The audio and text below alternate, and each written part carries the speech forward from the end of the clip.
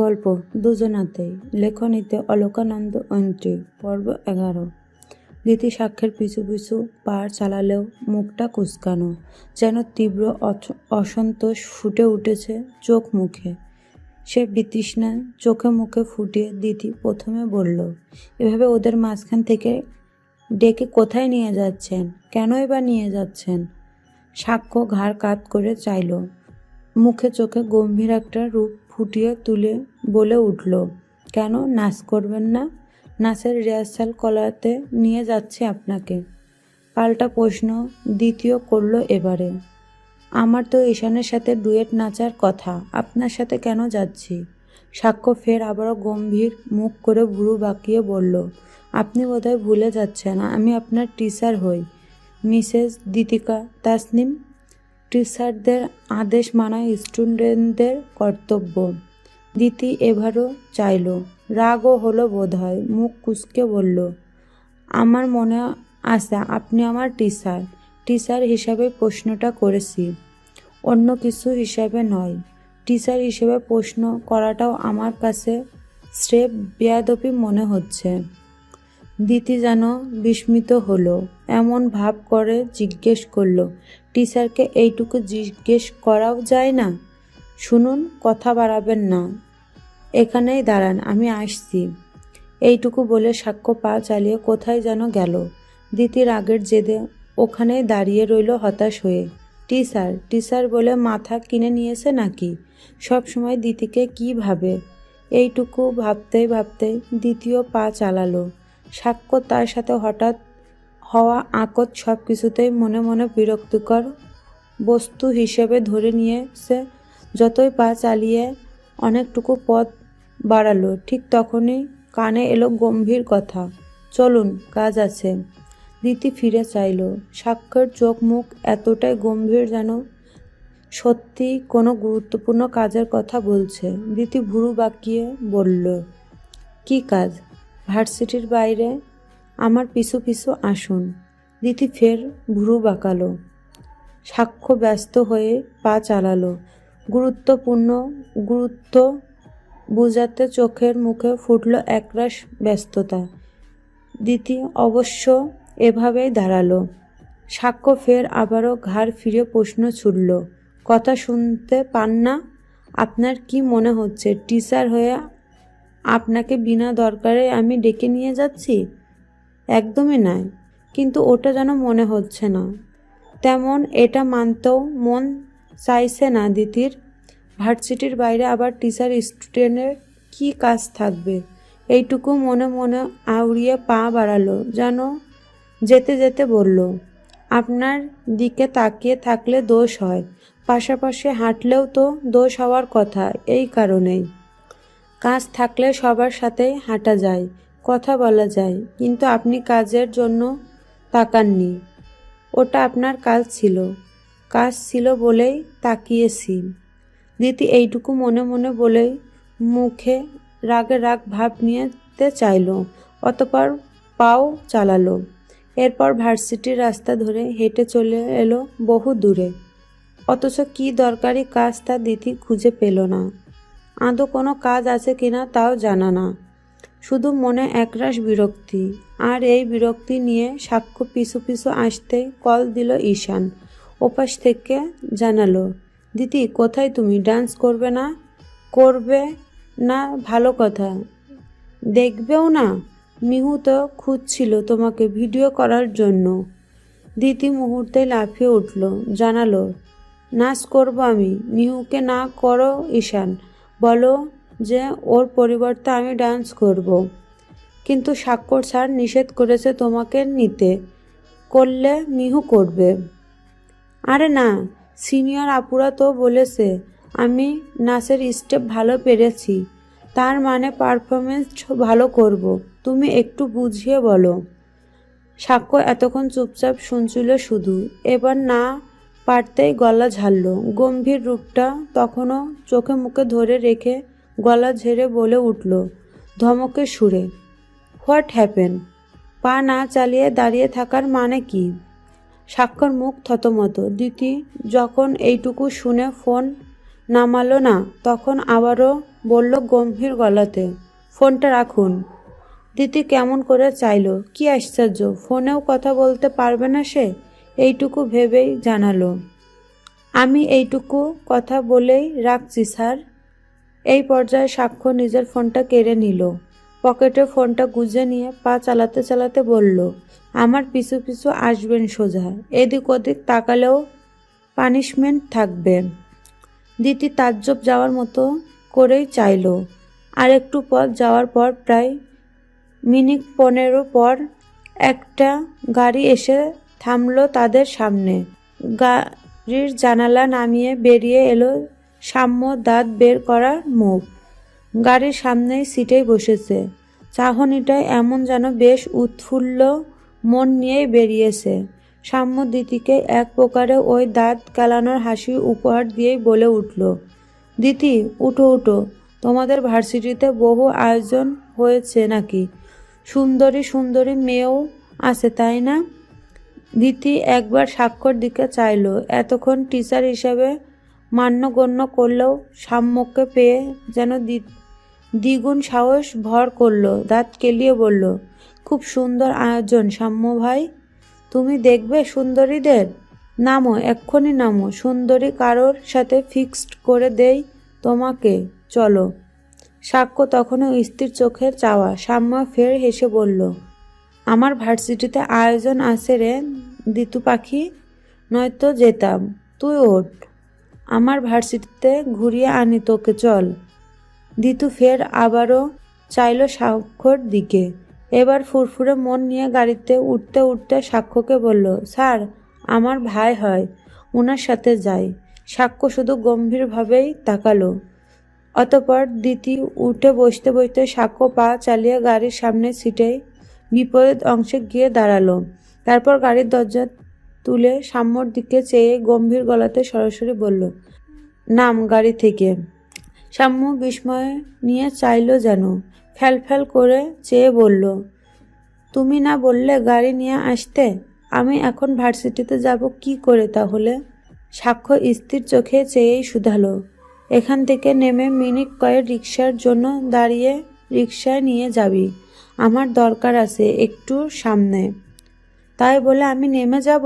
আমি আনলাম আর তুমি আমাকে নামিয়ে দিচ্ছ এভাবে, অন্যায় করছো না? সাক্ষ্য শান্ত স্থির চাহনিতেই চেয়ে এবার শীতল স্বরে বলল, বেশি কথা বলছিস না সাম্য? সাম্য কি হলো এবার? কি জানে গাড়ি থেকে নেমে দাঁড়ালো, বিড়বিড় করে বলল, কি জুলুম বড় ভাইয়া, ছোট ভাইয়ের প্রতি একটু মায়া মহব্বত নাই? সাম্য ততক্ষণে নিজের গাম্ভীর্য বজায় রেখে উঠে বসল গাড়িতে।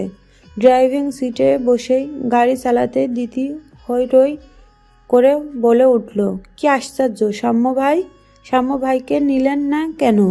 সাক্ষ্য শুধু গাড়ি চালাতে চালাতে জানালো, ইচ্ছে আমার। নামিয়েছেন বা কেন গাড়ি থেকে? পিছনের সিটেও নিলেন না, সোজা নামিয়ে দিয়ে চলে আসলেন? আসলাম। দিতি আবার ভুরু কুঁচকে চাইল, বলল, এটা আপনার কাজ স্যার, স্টুডেন্ট নিয়ে গাড়ি চালানো? সাক্ষ্য আরেকটু পথে গিয়েই গাড়ি থামালো রাস্তার পাশে, বলল, কেন, কোনো সমস্যা? রিহার্সাল থেকে ডেকে এনে কাজ আছে বলে আপনার পিছু পিছু এনে এখন গাড়ি চালাচ্ছেন। কেমন কাজ এটা? এর থেকে এতক্ষণ ঈশানের সাথে আমার নাচটা হতো ভালোভাবে, ভার্সিটি দূরে সবাই বলতো তখন, নাইস কাপল। আপনার জন্য তো কিছুই হলো না। সাম্য ভুরু বাঁকিয়ে তাকালো। নাচে এত বেশি শখ কেন? নিজের ফোনটা বের করে বিয়ের অনুষ্ঠান নাচার মতো কয়েকটা গান শুনিয়ে ভুরু নাচিয়ে বলল, নাচার খুব শখ না? Now choose a song for your wedding. Diti ভুরু কুঁচকে সেই মুহূর্তে শুধালো, করব না চুজ? ওকে, করতে হবে না, আমি চুজ করে নিব, বাট রিহার্সাল কয়দিন যাবৎ করবেন তা ডিসাইড করে রাখুন। রিহার্সালে কোনো কমতি যেন না থাকে। একদম 16 আনা রিহার্সাল পূর্ণ করব, আপনার কোনো কমতি থাকবে না। কথাগুলো বলার সময় সাক্ষ্যের মুখভঙ্গি ছিল স্থির, গম্ভীর এবং কণ্ঠটা শীতল। যেন শান্ত ভাষাতেই হুমকি দিল। দিতি এভাবেই তাকালো। এতগুলো কথা শুনে বিড়বিড় করে মনে মনে বলল, রিহার্সাল কথাটা এতবার বলার কারণ ঈশানের সাথে রিহার্সাল করেছি বলে। ঠিক এই পর মুহূর্তে মনে পড়ল রিদ্ধি আর স্বাক্ষর গান করার দৃশ্যটা, সাথে চারপাশে সবার গুঞ্জন। নীরব চুপ থাকলো না এবারে, রাগে জেদে বলে উঠল, ঈশানের সাথে আমার দারুণ মানাবে না বলুন? সুন্দর, লম্বা, শান্তশিষ্ট এবং আমাকে ভালোবাসে একদম এমন একজন ছেলেটা আমাকে প্রপোজ করেছিল, অ্যান্ড আই থিঙ্ক আমার সাথে ওর জোরটা খারাপ হবে না। So I U will accept his proposal. Right decision না স্যার? স্বাক্ষর নজর আরও শান্ত হয়ে এলো যেন, একদম শীতল চাহনি। স্থির সে চাহনিতে তাকিয়ে থাকতেই দিতি ফের আবারও বলে উঠল, ঈশান আমায় কতদিন ধরে ভালোবাসে জানেন? কতটুকু ভালোবাসে জানেন? আমার আজকাল সত্যিই ওর জন্য মায়া হয়। যারা ভালোবাসে তাদেরই আমাদের গুরুত্ব দেওয়া উচিত, তাই না? বাকিদের গুরুত্ব দেওয়া শুধু শুধু টাইম লস্ট। ও ও তারপর ঈশান খুব ভালো ফটোগ্রাফিও করে বুঝলেন, দারুণ সব ছবি তুলে। আমার সব দারুণ দারুণ ছবি ওই তুলে দিয়েছে বুঝলেন। আপনি জানেন আমার জন্য তো পুরোই একটা পেন ড্রাইভ রেখেছে, পুরো পেন ড্রাইভ জুড়ে শুধু আমার ছবি। সাক্ষ্য শুনল। এই পর্যায়ে বোধহয় তার চিল মুডে বসে থাকতে পারল না। অহেতুক একটা রাগ হচ্ছে সাক্ষ্যের, অথচ সে জানে রাগ করা উচিত না, এইটুকু স্বাভাবিক। তবুও মুখ চোখে থমথম এক ভাব রেখে সাক্ষ্য শুধালো, ঈশানের সম্পর্কে দেখছি পিএইচডি কমপ্লিট করে নিয়েছেন, আর কি কি জানেন তার সম্পর্কে? দিতি ফের আবারও হাসি ভঙ্গিতে বলল, ওর আপুকে চিনি, ওর আম্মুর সাথেও কথা হয়েছিল আমার ঘন্টা খানেকের মতো। এত অমায়িক মানুষটা। গুড, আর কিছু? দিতি যখন ফের উল্লাস নিয়ে উত্তর করতে যাবে ঠিক তখনই সাক্ষ্য পকেটে থাকা ফোন বেজে উঠল। সাক্ষ্য কপাল ফোনটা বের করতেই দেখল দিতির ফোনটাই কল এসেছে, তাও ঈশানের নাম্বার থেকে। সাক্ষ্য ওই শীতল চাহনিতেই চেয়ে কল কাটল। মোবাইলটা আবারও পকেটে গুজে তাকাতে না তাকাতেই দিতি বলল, কল রাখলেন কেন? কোনো দরকারি কলও তো হতে পারে, আমার ফোনটা দিন। খুব দরকারি কল? সাক্ষ্য ভুরু বাঁকিয়ে প্রশ্নটা ছুড়ল। দিতি উত্তর করল, অবশ্যই হতে পারে, ফোনটা দিন। ঠিক এরপর আরও দুইটা কল এলো। দুইটাই ঈশান কল দিয়েছে। সাক্ষ্যের আগে বিরক্তি লাগছিল, অন্যের বউকে কল দিতে নেই জানে না, এত বড় দামড়া ছেলে নাকি জানে না। এরপর ফোনটা বাড়িয়ে দিয়ে বলল, কল রিসিভ করুন আর বলুন অন্যের বউকে এভাবে বিরক্ত করতে নেই, কল করে নিন ফার্স্ট। দিতি ফোনটা নিল ঠিকই, কলও তুলল সাক্ষ্যের কথা মতো, অথচ কল তুলেই সর্বপ্রথম এসে বলে উঠল, Ishan, I think you are perfect for me, so I am accepted or your. বাকিটা বলা হলো না দিদির। সাক্ষ্য এক প্রকার প্রায় ছিনিয়ে নিল ফোনটা, অতঃপর এভাবে কল রেখে পকেটে গুজল। বলল, খুব সাহস দেখাচ্ছেন মিসেস সাক্ষ্য এহসান, এতটা সাহস দেখাবেন না যে পরে আফসোস করতে হয়। দিতি মুখ ফুরিয়ে শ্বাস ফেলল, জানালো, আশ্চর্য, আপনার জন্য প্রপোজালও অ্যাকসেপ্ট করতে পারবো না? কিনে নিয়েছেন নাকি আমাকে? সাক্ষ্য এভাবেই গাড়ি চালাতে চালাতে উত্তর করল, বহু আগেই ম্যাম। ওখান থেকেই দিতির বাসার সামনে নামিয়ে নিয়ে এসেছে। বাসার সামনে নামালো আগে আরও একটা শীতল গলায় বলল, আরও একবার সাবধান করছি, আপনি মানুষটা বেঠিক হলেও কাজকর্ম যেন সঠিক থাকে। দিতি শুনল, গুরুত্ব দিল না।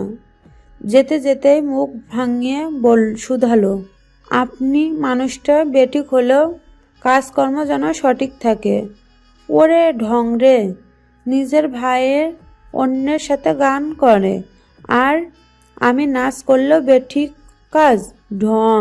দিতির মুখ ভেঙাতে ভেঙাতে উপরে গেল। অপর দিকে সাক্ষ্য তার যাওয়ার দিকে কিয়ক্ষণ চেয়ে থেকেই গাড়ি ঘুরিয়েছে। বউ অবাধ্য হয়ে যাচ্ছে, অন্যের প্রতি মুগ্ধ হচ্ছে, অন্যের খোঁজ খবর নিচ্ছে, অন্যের পরিবারের সাথে ঘনিষ্ঠ হচ্ছে। এত কিছু তো মেনে নেওয়া যায় না। বউ ইদানিং তাকে তাকিয়ে তাকিয়ে দেখেও না, লুকিয়ে চুরিয়ে ফিরেও দেখছে না তার দিকে। এত কিছুর কারণ কি? মুগ্ধতা কমে যাচ্ছে নাকি? সাক্ষ্য এত সব ভাবতে ভাবতেই যখন গাড়ি নিয়ে বাসায় হাজির হলো, তখন উপরে যেতে যেতে কল এলো তার সব চাইতে কাছের বন্ধু নিশাদের। সাইলেন্ট থাকলেও ভাইব্রেট হচ্ছিল। এতক্ষণ গাড়িতেও ভাইব্রেট হচ্ছিল। সাক্ষ্য ইচ্ছে করে তুলেনি কল। অবশেষে এখন কল তুলতেই ওপাশ থেকে বলল, কল তুলছিস না কেন এতক্ষণ? কতবার কল দিলাম শালা, দরকার বলেই তো কল দিলাম নাকি? সাক্ষ্য শুনল, কোনো রকমে উঠতে উঠতে বলল, ওপাশ থেকে ফের আবারও বলল, কি কোন জগতে আছিস হারামি? দরকারে কল দিয়েছি তোকে, নিধিকে কল দিচ্ছি এতক্ষণ, তুলছেই না, সে সকাল থেকেই কল, এর জন্যই কল দিচ্ছি তোকে এত করে, আর তুই হারামি তো কল তোলার নামেই করছিস না। পেলে দিতাম কয়টা তোরে। কি এমন করছিলি? সাক্ষ্যের মেজাজ এতক্ষণে খারাপ লাগছিল। এমন সময় নিষাদের কথাগুলো বিরক্ত লাগছিল। উঠতে উঠতে দাঁতে দাঁত চেপে বলল, বউ ঘরে তোলার আগে হাতছাড়া হয়ে যাচ্ছে আমার, আর তুই আশা করছিস তোকে আমি কৈফিয়ত দিব? কেন কল তুলিনি, ইডিয়েট কোথাকার? এইটুকু বলে কল রাখল সাক্ষ্য। অতঃপর ধূপধাপ সিঁড়ি বেয়ে বাসায় পৌঁছালো। জুতা খুলে ঘড়ি খুলে বেসিংয়ের সামনে দাঁড়িয়ে চোখে মুখে পানি দিতেই পিছন থেকে শোনা গেল, তুই নাকি দিতির সাথে ছিলি সাক্ষ্য? বাসায় আসলি না কেন মেয়েটাকে? বাসায় আনলি না কেন মেয়েটাকে? মেয়েটা ঘরে থাকলে তাও হাসি খুশি লাগে ঘরটা। ঘরের মানুষ তো ঘরে আসলে তো ভালোই হয়, তাই না? সাক্ষ্য ফিরে চাইল। অতঃপর গম্ভীর শান্তশিষ্ট সাক্ষ্য এহসান এই প্রথমবারের মতো নিজের মাকে গম্ভীর মুখে বলল, 4 মাস আগে এত তাড়াহুড়ো করে আকত করিয়ে এখন নিজের বান্ধবীর মেয়েকে পার্মানেন্টলি ঘরে তুলছো না কেন আম্মু? সাক্ষ্যর মা ফ্যালফ্যাল করে চেয়ে শুধু এইটুকুই উচ্চারণ করল, সাক্ষ্য যেতে যেতেই বলল, ঘরে তুলে নিলে তো ঘরও হাসি খুশি থাকবে, তোমার ইচ্ছেও পূরণ হবে, তাছাড়া ঘরের মানুষ তো ঘরেই মানায়, তাই না?